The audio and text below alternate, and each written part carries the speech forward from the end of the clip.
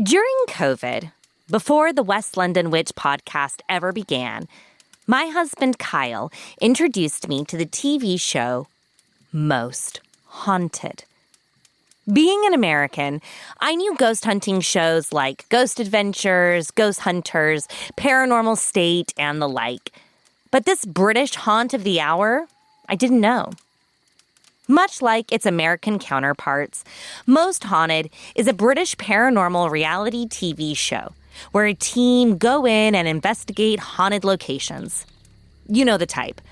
Ominous music, over-the-top reactions, lots of grainy green and white night vision footage, endless cameras, gadgets, and ghostly gizmos. It's fun. And it's proper escapism. For an hour, you can follow the team as they explore historic castles, haunted mansions, desolate buildings, and crumbling prisons. During those lockdown days after we had blitzed through Tiger King and Don't Fuck with Cats, we binged endless seasons of Most Haunted. It was far more interesting to see where the host, Yvette Fielding, was taking us than to watch Boris Johnson give yet another lockdown announcement. From the comfort and safety of our home in West London, we followed the team as they took us to Bodmin Jail in Cornwall, Chillingham Castle in Northumberland, the Golden Fleece Pub in York, and the Theatre Royal in the West End. We could travel all over the UK without breaking lockdown regulations. On Friday nights, we would make it a drinking game. 1 sip for every time someone said, "Did you hear that?" 2 sips every time Yvette shrieked. 3 sips every time they connected with a ghost child. And you had to finish your drink if a skeptic was converted. That was our idea of a wild night in lockdown. But Kyle had been patiently waiting for his favorite episode. Season after season passed until we arrived at season 17, episode 1, 30 East Drive. This episode was different than the hundreds of other episodes we had sat through. There wasn't a haunted manor house or a frightening asylum on the TV, but rather a very plain and ordinary red brick semi-detached council house. Season 16 had wrapped in the luscious verdant gardens of the magnificent Walton Hall. And yet, Kyle was literally clapping his hands in excitement, telling me that I wouldn't believe the activity inside of this very average social housing tract. And true to his word, this was the most entertaining episode yet. In the 2-part special, marbles were thrown at the cast, seemingly from the walls themselves. A knife was found, blade up, wedged between the sofa cushions. Of course, there were crashes, bangs, the obligatory cold spots. 1 cast member fainted on sight. Then later, 2 of the investigators suffered terrible burns across their forearms. It was astounding. Fabulous television. It was Enfield meets The Conjuring meets The Monk of St. Andrew's Priory, all inside this quiet residential housing estate in Pontefract. When Kyle said, I wouldn't believe all of the activity in the house, he wasn't wrong. I didn't believe all of it. You see, Most Haunted is not classified as documentary programming, but rather as an entertainment show. And the episodes were fantastic entertainment. I desperately wanted to visit the house. Sure, I wasn't buying all of the occurrences that happened in the episode, but Haunts of the Hour are just highlight reels. Before these shows ever go to a location, that space has to have a rich history and a wealth of real paranormal activity. And as basic and pedestrian as 30 East Drive looked on the outside, I was fascinated by the potential of what really may be happening within. Over the years, I had done additional research on the house and had even rewatched the most haunted episodes a few more times. But going to visit the home seemed completely out of reach. For starters, I'm a paranormal researcher and storyteller, not an investigator. Secondly, I thought that the availability to investigate Britain's most haunted house would surely be prohibitive. And lastly, I thought that Pontefract was in Wales. Turns out I was wrong on all three counts. Serendipitously, last March, I was interviewing our friend Bo Bentley from Mindset Paranormal. It had been years since we had sat on Zoom together and we were having a proper catch-up. Offhandedly, Bo stated that her next investigation was going to be at 30 East Drive. My ears pricked. I gushed about how I had always wanted to see the house for myself. I needed to see if it lived up to the hype. Bo told me that her all-female investigation group, the Horror Bells, were headed to the house in May, and I should tag along. I didn't even pause to ask the date. I just told her I will be there. I could not believe my luck. Bo and I had been chatting for years about doing an investigation together, and now I was going to join her team to explore the crown jewel of haunted houses. Now, I'm a researcher, so I did what I do best. I read the books. I watched the documentaries. I scoured the website, devoured every article and YouTube video I could get my hands on. And then I watched the 2012 movie, When the Lights Went Out.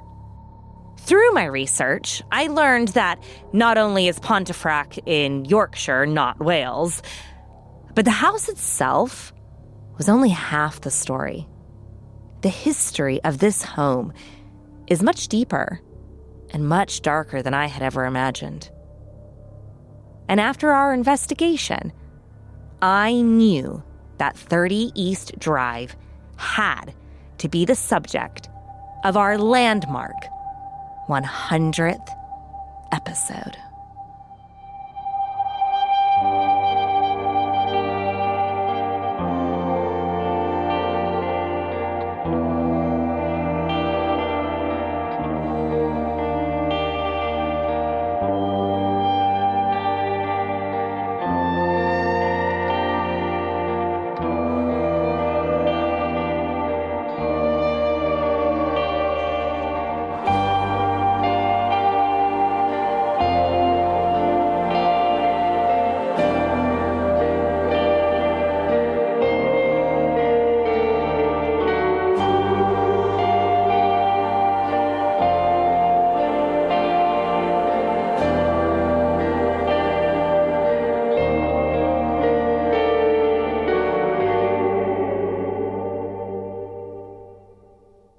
Hey friends, it's Becca.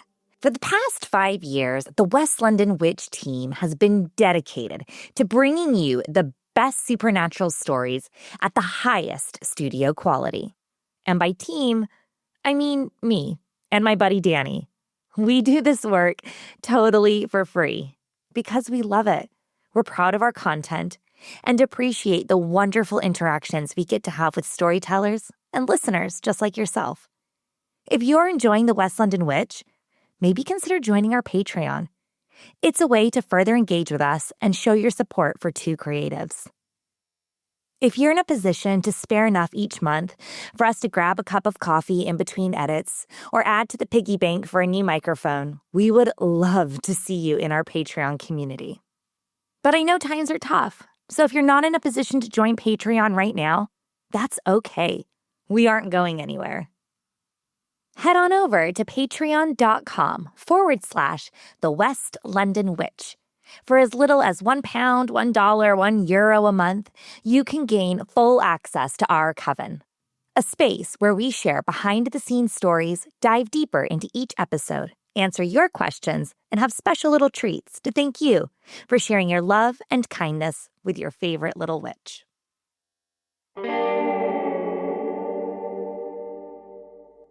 Happy Halloween and welcome to the 100th episode of The West London Witch, a podcast where we share stories about those moments where we find ourselves very much not alone.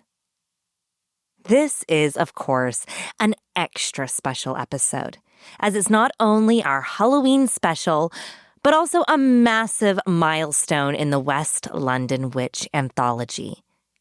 You know I had to do something extra noteworthy for this monumental event. If you're a long-time West London Witch listener, you know that I always go above and beyond and straight to the source. I didn't want just anyone for this episode. I wanted to interview the owner of 30 East Drive, the man who co-wrote the book, The Black Monk of Pontefract, the world's most violent and restless poltergeist, and produced the movie When the Lights Went Out. But how the hell was I going to get a movie producer on the show?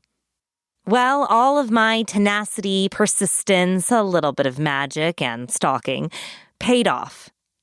Tonight, Bil Bungay is here to share with us the horrifying history and haunts of this truly iconic location. You might have seen the movie or read the book, but tonight you will hear from Bil himself, and I will even share with you for the very first time my own personal experiences inside this Yorkshire council house. So light a candle, cuddle up with your trick-or-treat candy, and switch off the lights if you dare. I'm Rebecca Strazina, and this is The West London Witch, Episode 100, 30 East Drive.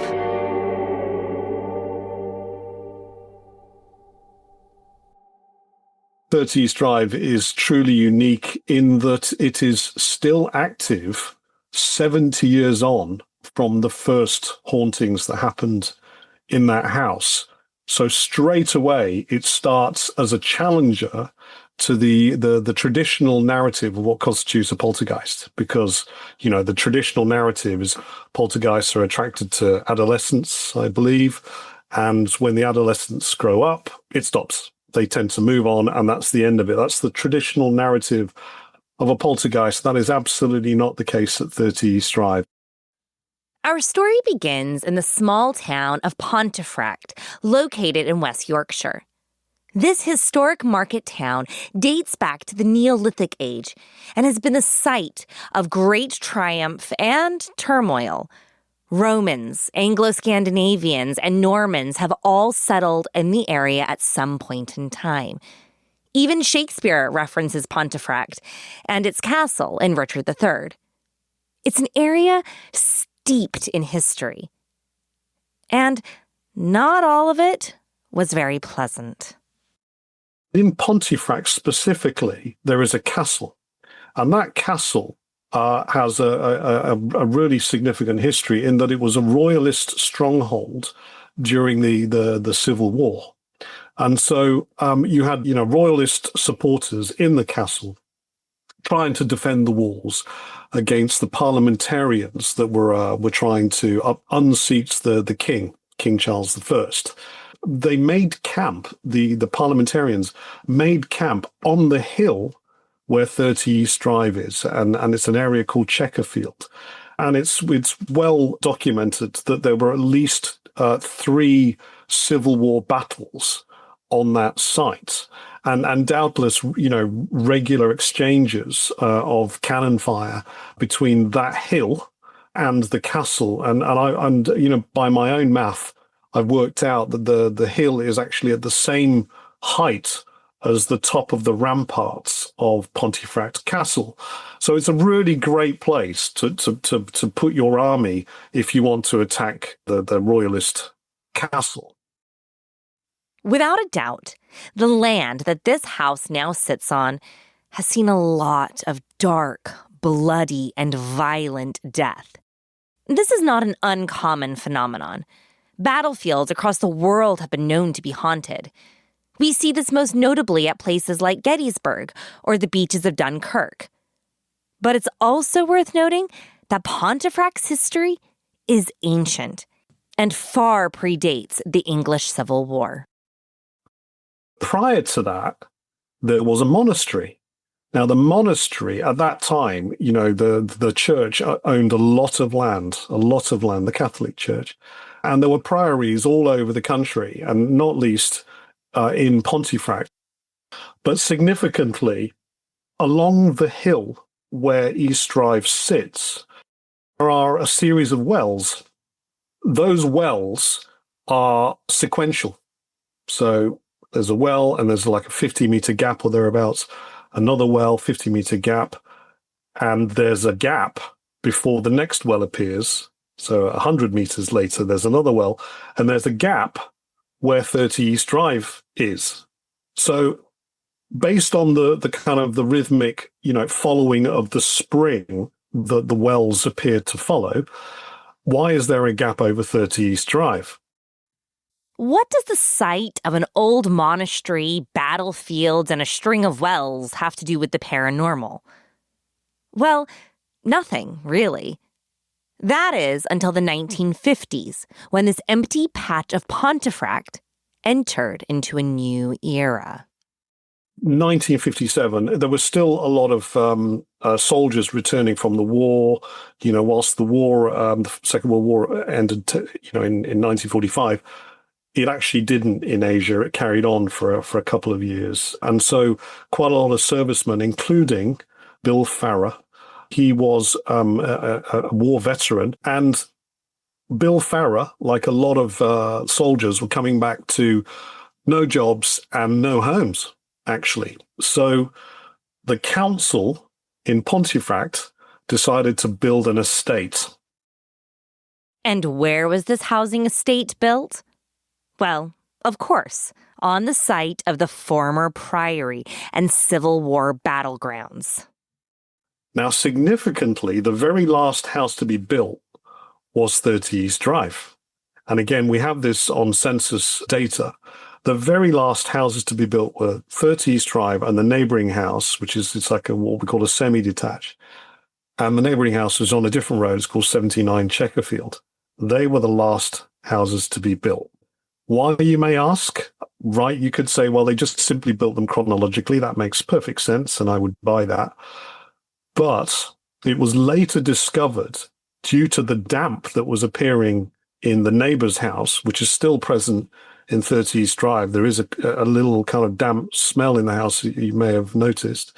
They lifted the floor on the Checkerfield half of the house, and they discovered a huge medieval well directly underneath the house.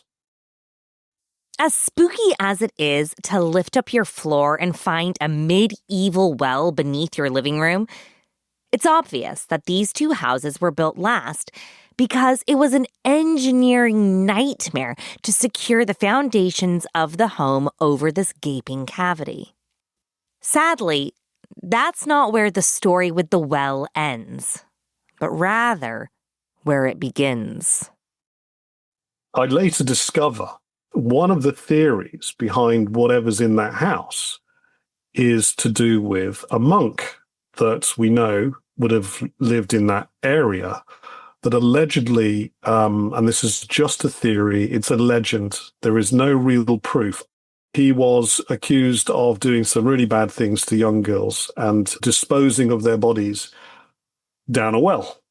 So we now have a story, a theory that associates itself with a well.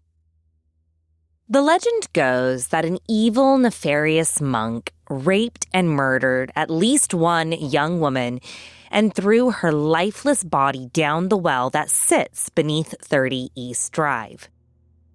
When the townsfolk discovered the crime, they had the monk hanged in the highest point in town so all could see his demise. And where was that spot? It was the hill that the Checkerfield estate is built upon. Not only is there the hill where an execution could well have taken place because it's the highest point other than the castle, and you have a well that by all accounts, is already poisoned because the bodies of the girls that this monk allegedly killed were thrown down the well for quick disposal. So he was then thrown down the well because the well is already poisoned. So he suffers the same fate as the girls, and the well is capped and forgotten about. Now, this is all a legend, a myth, if you will. All we really know is that there was a priory, there were battlefields, and there is evidence of the wells. But nonetheless, the estate was built and families began to move into their new council houses. And that brings us back to Bill and his wife, Barbara. When Bill came back from the war, he was offered this council house. It wasn't really finished. And then Bill had to go and finish it by building the fitments and putting up curtains and all the rest of it. And Bill, he was a hero, Bill was. In fact, he became a fireman. He spent all of his life running towards the fires, not away from them. That summed up Bill, who was a real hero. But as a result of his sort of, his courage, I think there is a connection. He was a pragmatist. He just really took things for what they were and, didn't believe in fantasies, didn't believe in ghosts, didn't believe in anything of the kind. But when I interviewed him, at his behest, by the way, he was quite adamant that he finally wanted to talk about what had happened to him and his wife. He was really quite open about his experiences in that house and subsequently the reason why they moved. And that was because when they moved into the house, they had a baby and strange things just started to happen. There was a sort of knife holes in the hood of the pram. No one would do that, certainly not Bill and Barbara.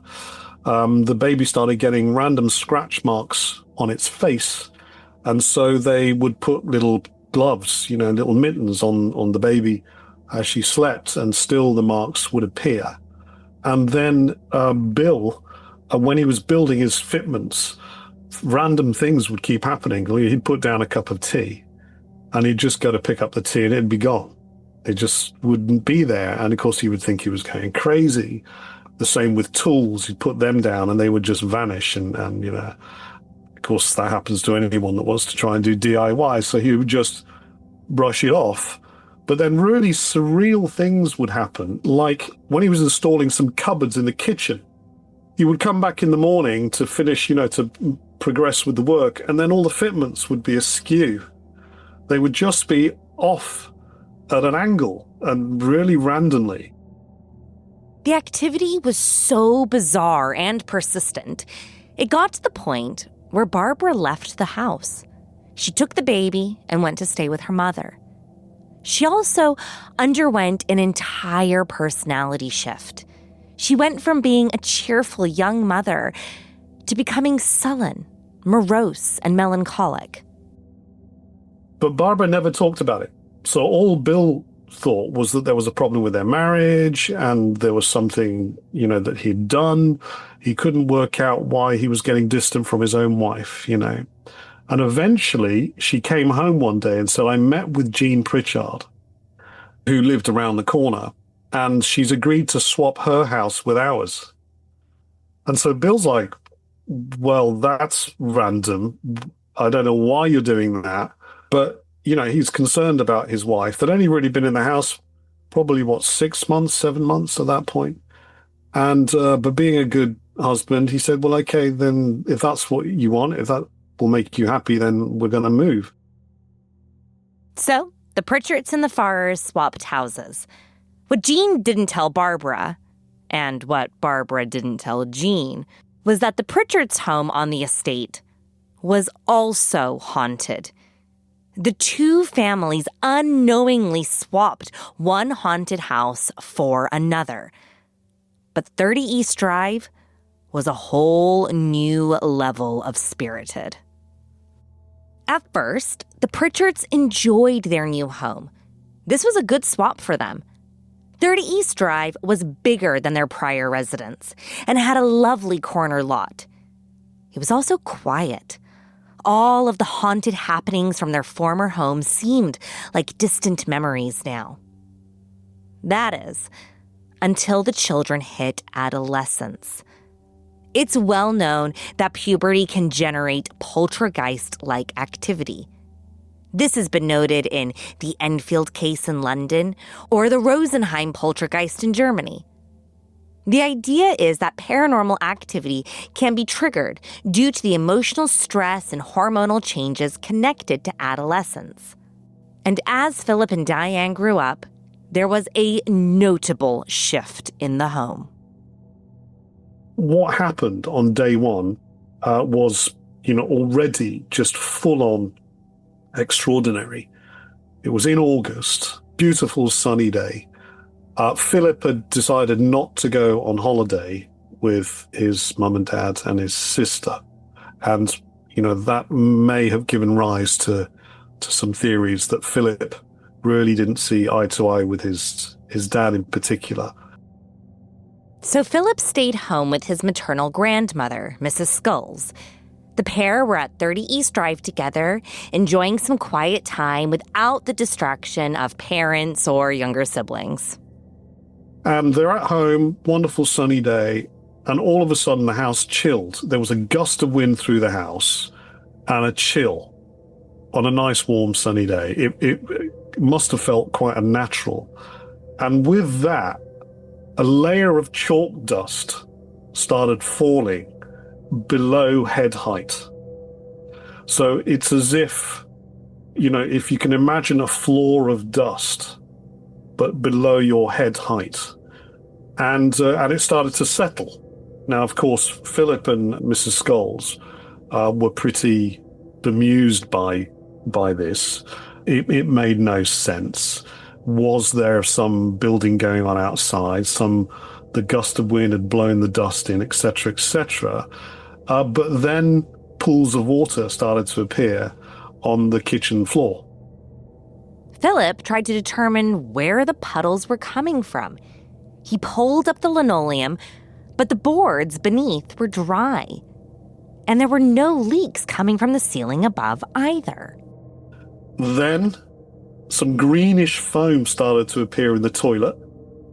The tea dispenser decided to dispense with all of its contents. So these were like just the beginnings. And of course, like any sane, individuals, you want to try and rationale these things away. But of course, they're very hard to rationalize. The plumber, when he turned up, did the same check that Philip did. There was nothing wrong with the piping underneath the kitchen floor. They had to clean all the dust away from the surfaces.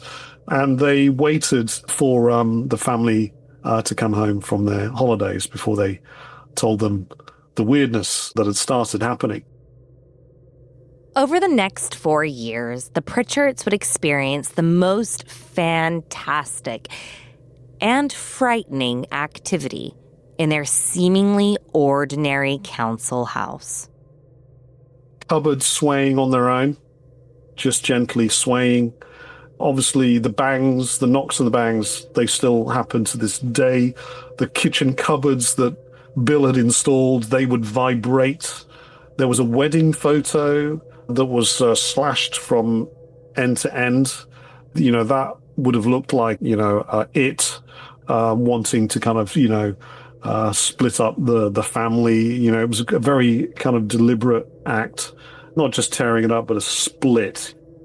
There was a plant pot that was at the top of the stairs, just gradually sort of made its way down the stairs, leaving a trail of dirt, and just, the entire plant pot at the top of the stairs, plant at the bottom of the stairs.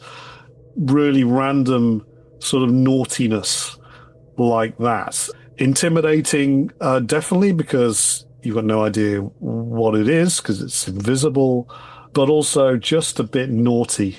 Quite childish, the sorts of things you'd expect a child to do, actually, but also really creative things. For example, there was the family tried to do some decorating.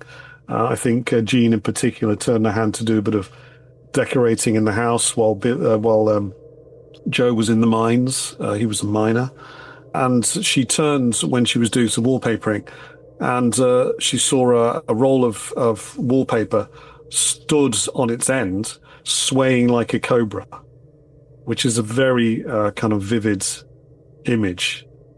The carpet sweeper was swung around just invisibly, like a club. That's quite a scary image, because that looks violent rather than creative, I think. As time went on, the family began to talk to the unseen force. They would ask it to stop moving things, stop banging about, stop upsetting the family. And it did. It was seemingly intelligent. Almost like a fifth member of the household, another roommate, if you will. They even began to call it Fred.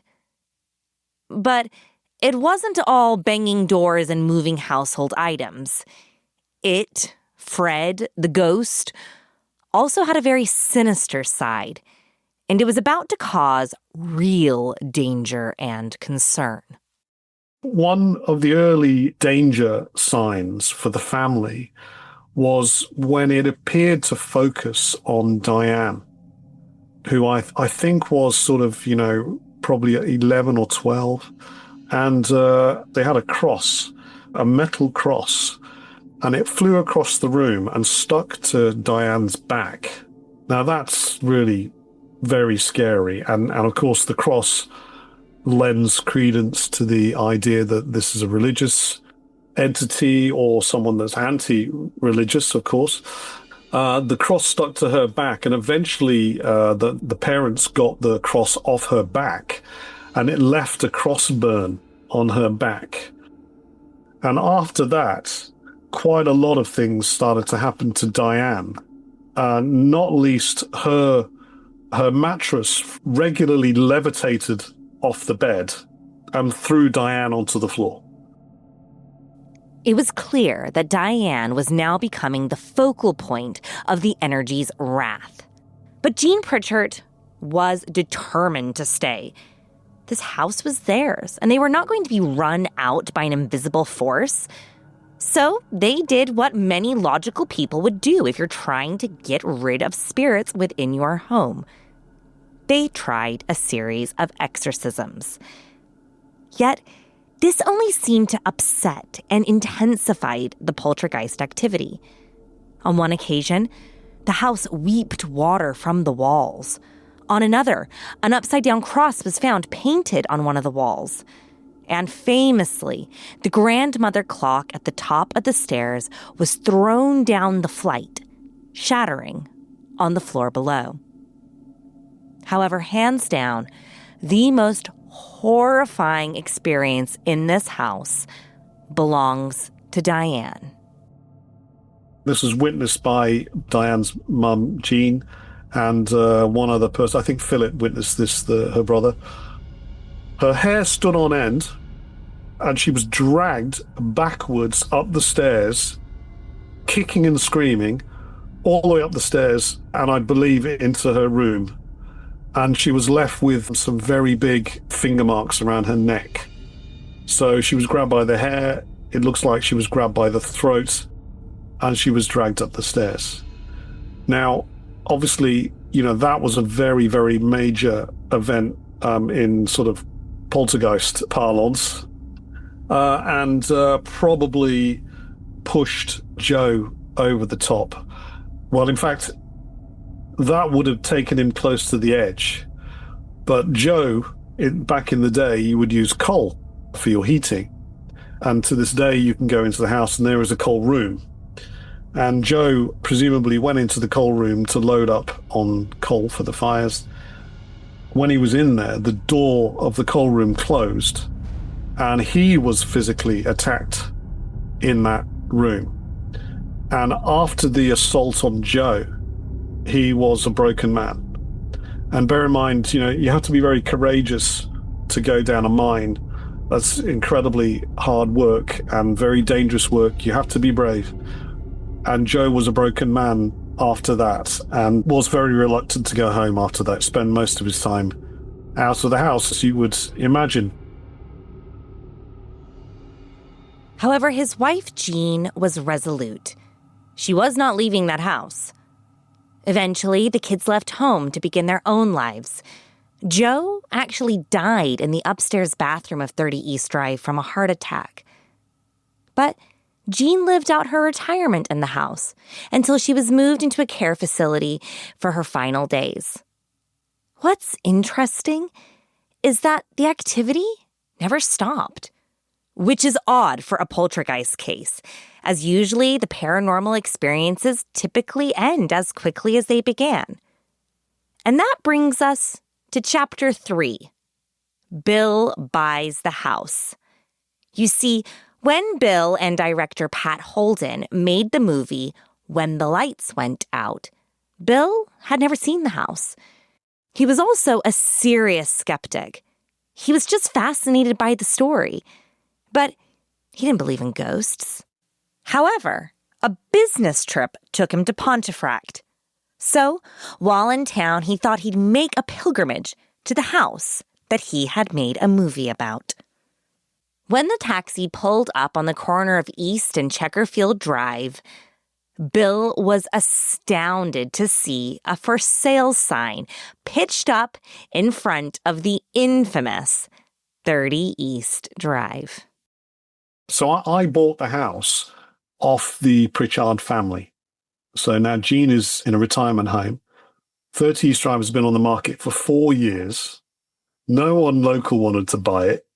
And then this sucker from London turns up, having made a film, and I'm a marketing guy. So I wanted to find a really sticky way of telling the world about my film. And I thought, well, that's it then. I'm just going to buy the house, and then I'm going to have my premiere in the actual house. How is that not going to be like national news? So I bought this house. I had a premiere, a 2-man premiere, which was really badly managed. We ended up putting 2 competition winners, and they were hardened horror fans. So for them, it was just a walk in the park. This isn't a slasher movie. It's a true story. So they were like super hard. And so their review was like, nothing happens when we were in the house. So that was a disaster. And long story short, I got practically no column inches. Bill was left with a little bit of a conundrum. What was he going to do with this house? His marketing ploy hadn't worked out. He wasn't going to move to Pontefract, and it had just sat on the market for 4 years. Was anyone going to want to buy it? Especially now a horror film had been made about it. There was only really one thing he could try to do. Flip it. Give it a proper makeover and sell it to anyone brave enough or ignorant enough to pick it up. And then random people started emailing me saying, can I visit the house? And I thought, well, okay, give me £100 to pay for the council tax and I'll give you the keys, And those people, like the day after, they were emailing me going, oh my God, you will not believe what happened to us last night. And I'm going, no, don't be ridiculous. Bill was still a skeptic, but floods of emails, photos, EVPs, video clips, and personal stories were filling his inbox. And the accounts were all so nuanced, so specific, and too consistent to be a prank. One of those early stories, these 2 wonderful, very brave young girls decided to go and visit the house. And they took a little dog with them. Now, they were sat on the floor of the downstairs, off the front room. And one of the girls had gone to the sink, and she took a tiny little milk jug, and she filled it with water, and she took it back to the front room and poured it into a bowl for the dog. And the 2 of them just sat on the floor, just chatting. They haven't got kit, they haven't got EMF readers, nothing like that. They've just got a camera and their dog. And they're chatting. And then this young lady turns and looks to see if the dog had drunk the water from the bowl. only to discover that the jug had filled itself back up again, which is just such a beautiful little story. That night, they also took a picture, and they're just taking random photos. The following day, they review their pictures, and they send me this image of this definitely a physical form stood in the doorway of the bathroom, looking straight at the girls while they're sat on the bed. And this, I know that house like the back of my hand now, and I can tell you that that figure is small. It's not the Black Monk, who you would expect to be very close to ceiling height. This is a fragile figure, about half the height of a normal door, and she's looking straight at the girls. But the tragedy is she's in clothing that looks really torn, really ragged, but not modern clothing by any stretch. And we're talking several hundred years ago. She has these quite sort of, they look, I mean, it's the only word that I can use, but they look quite demonic, the eyes. But they also look quite sad. And the saddest thing of all is her mouth is torn. So if you look at her mouth, it looks like she's had her mouth cut. Now, if you want to try and hypothesize as to why that figure is in the house and looks like that, if you want to silence someone while you're doing bad things to them, you can chop their tongues out. But if you were to do that, you would chop the mouth as well. It looks to me as if she is a victim and she's still in that house. And we think that might be Emma or Emily. Between the milk jug and the photo of Emma, the penny began to drop for Bill. He began to believe that maybe there was something more to this house than just a haunted story from the 1960s. It's a really difficult story to tell because everyone just goes, well, it just fell out of your pocket. But I promise you this is true. I sat in Carol's chair, and I'm with Richard Estep, the co-author of The Black Monk of Pontefract. And when we went for lunch, we got back and there was a big mirror on the wall, and it had been thrown off the wall. And it really wasn't where it would have fallen. It was over to one side, you know. And so I'm sat in the front room sending a text, and my phone is a brick. You know, I used to have a metal case around it. It's quite a sturdy thing, you know. Not heavy, but just, you know, noticeable. You know it when you got it in your pocket. And I'm sat in the chair sending a text. And as I'm finishing the text, Richard says to me from the corridor, goes, Bill, come here. So I get up from the chair with my phone in my hand, and I go, yeah, I'm on my way. And as I get to the door, I send the text, and I put the phone in my pocket. Without question, I put my phone in my pocket. I go and chat to Richard, and then I turn around to go back to Carol's chair. And as you do, I put my hand in my pocket and reach for my phone to see if I'd received a response. And my phone isn't in my pocket. I panic because these days your phones are your life, right? And I go, where's my phone? And I go back to the chair thinking, well, it must have fallen out on the chair. And sure enough, it was in the chair, but not like in it. It was like stuffed down the side of the cushion. Now, I can tell you, beyond a shadow of a doubt, that phone was in my pocket. The fascinating and irritating thing about this story is just how effortlessly it straddles the line of believability. Bill knows it to be true, but it's just so easy to dismiss. And that's what makes it maddening. It's chilling proof of something beyond explanation. To others, it's just a coincidence. And that's the quiet, sneaky torment that tortures those who live in haunted places. They experience things that defy logic. And some of those experiences are not scary, just amazing or curious.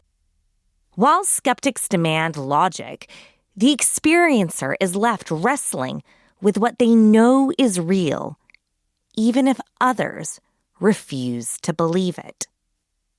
And that brings me to my own experience at 30 East Drive. When I first pulled up at the house, what struck me was how ordinary it really did look.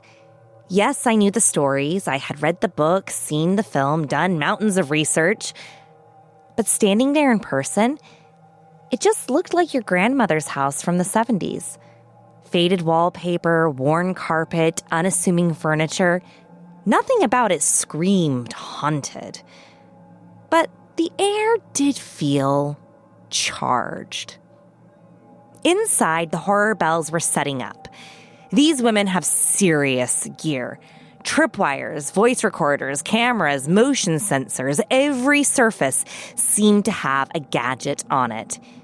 If anything paranormal was going to happen, we were ready to catch it. I had decided to do a quick walk around with my phone, snapping photos and videos. I had brought my husband's DSLR camera, fully charged the night before, but the moment I stepped into the house, the camera and all the extra batteries I brought were completely drained. Not low, dead. It was baffling. So I was left with my iPhone 13. Hardly ideal for paranormal work, but it would have to do. The night started quietly. We called out, ran EVP sessions, split up across the house, but as they say, it's not Disneyland. You can't really summon a haunting like you're placing an order with Uber Eats. Still, we were not going to give up. So we decided to head to Philip's room to conduct an Estes session. Now, I volunteered.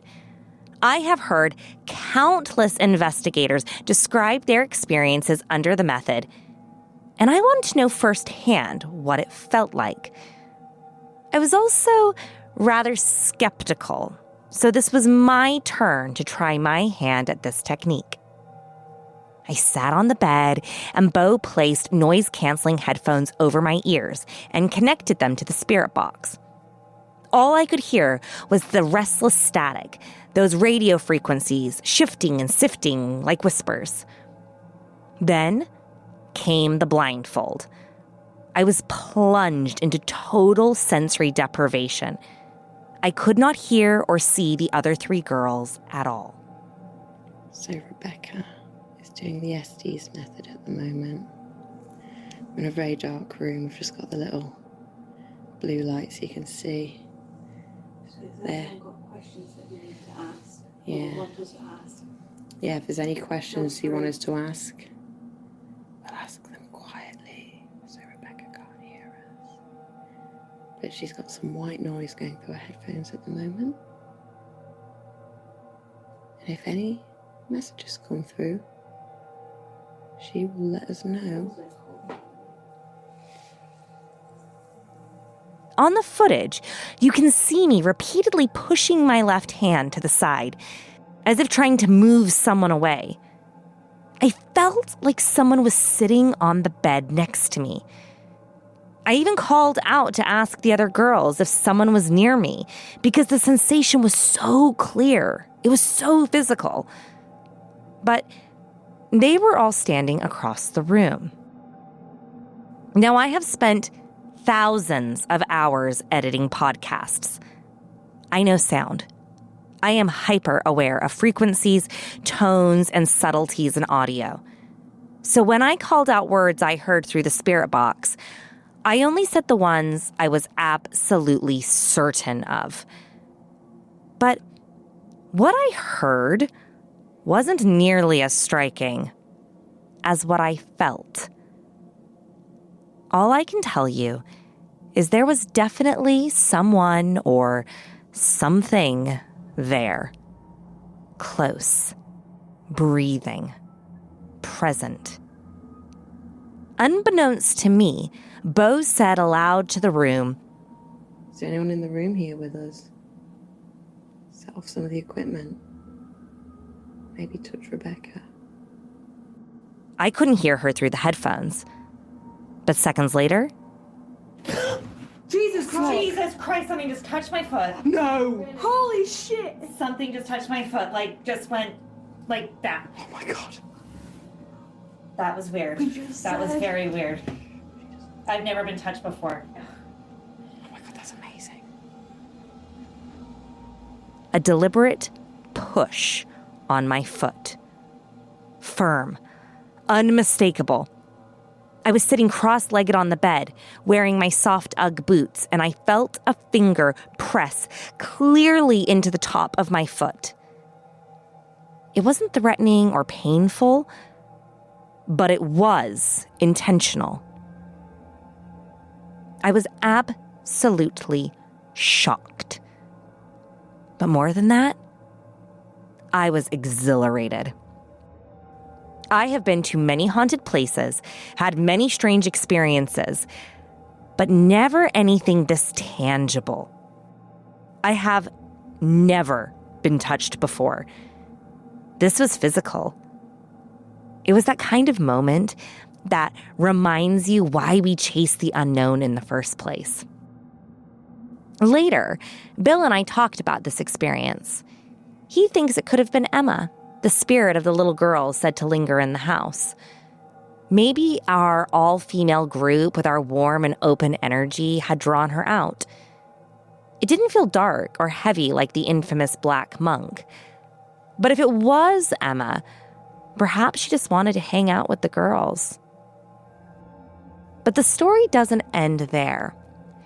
Because when we returned home, nearly all of the footage we captured that night was corrupted. Multiple cameras failed. Files were unreadable. Audio distorted beyond repair. It was as if something or someone didn't want us to take those memories with us. Thank goodness we live-streamed, as that was the best video we captured. Weeks after the investigation, Kyla reviewed the simple footage I had taken during my initial walk-around. In one clip of me walking from the living room into the hallway, there's a noise, a sound that none of us can explain. I didn't hear it at the time, and I have no idea what it is. But all I do know is that it was not made by any of us women.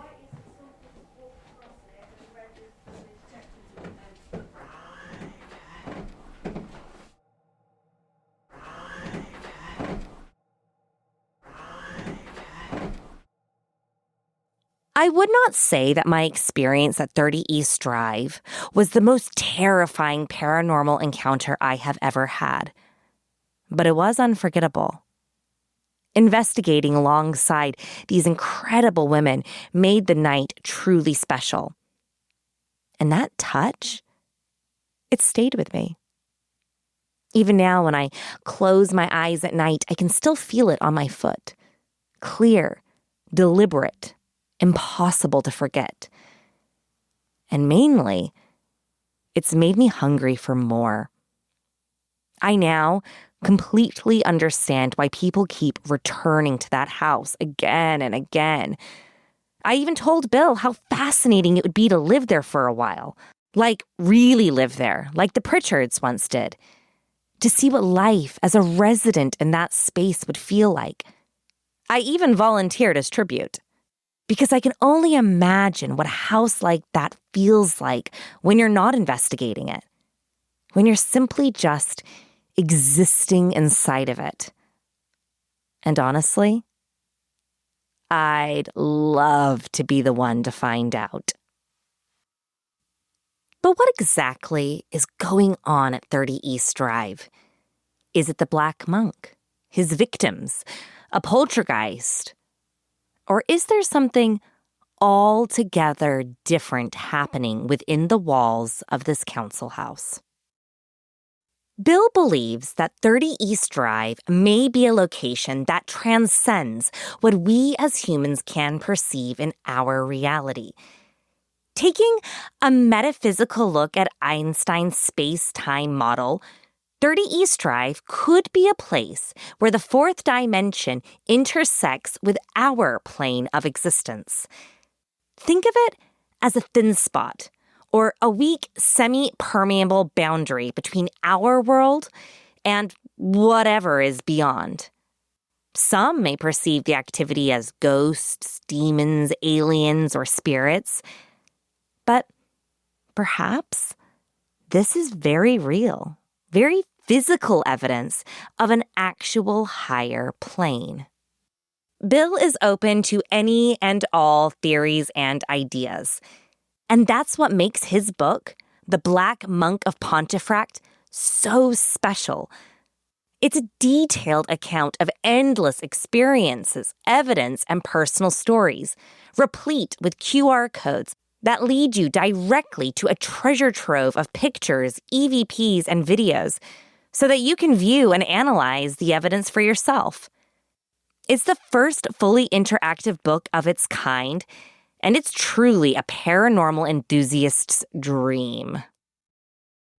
I think what I've ended up buying isn't just a haunted house, but actually what I think I've bought is something that is potential experimental hotbed for some cutting-edge science. Whatever is going on at 30 East Drive, I, for one, know that I want to experience it again. If you're interested in this house, check out Bill's book, The Black Monk of Pontefract. And why not watch When the Lights Went Out this Halloween night? And if you're really brave, you can always book an investigation on their website, www.30eastdrive.com. A massive thank you to Bil for joining me for our 100th episode. There has never been a better time to join Patreon, as Bil and I's entire 3-hour conversation will be uploaded as an extra special treat. Bil and I dove deep into more of the history, horror, and theories connected to the home. It's an exploration that's equal parts thrilling and thought-provoking. However, before I send you on your trick-or-treating way, I just want to say a big thank you to all of you, our amazing West London Witch listeners, for celebrating this milestone with us. I feel so very honored to have been able to share 100 episodes with you. And to my friend, our amazing production magician, Danny, congratulations, buddy. We did it. I am so unbelievably proud of where we have taken the show, and I am beyond blessed to have had you by my side from day one. Thank you for all that you do to bring these stories to life.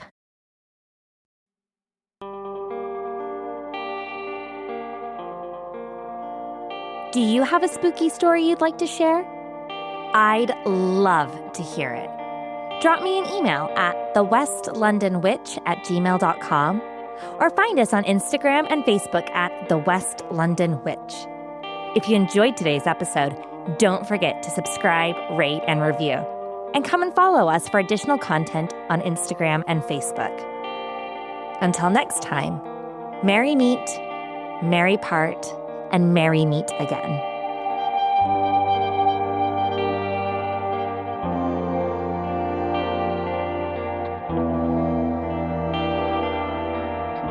The West London Witch is created by me, Rebecca Strazina. Our sound designer and production magician is the incredible Danny Cross. Our theme music was bespokely written and performed by the wickedly talented Kyle Hall. Our cover art is the beautiful collaboration between Lizzie Wilson and Jake Bowser. Special thanks to Miss Sinead Bowers, our quality control and biggest cheerleader. And thank you to you, all of our listeners all over the world. These are your stories. Thank you for sharing them with us.